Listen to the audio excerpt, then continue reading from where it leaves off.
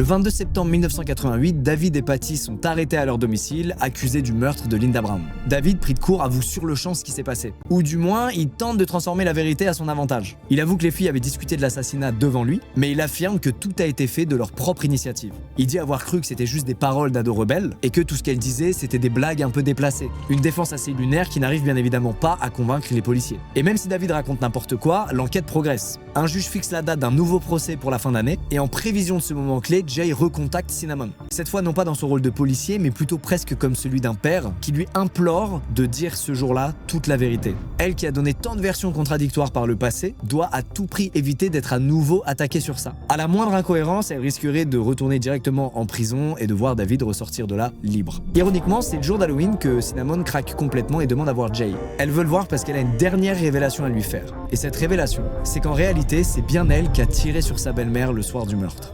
Jay est étonné et il comprend pas pourquoi elle se mettrait à mentir soudainement sur ce point précis. Pourquoi elle se serait accusée au départ avant de faire croire à une amnésie pour ensuite revenir sur tout ça. Pourquoi se donner tant de mal ?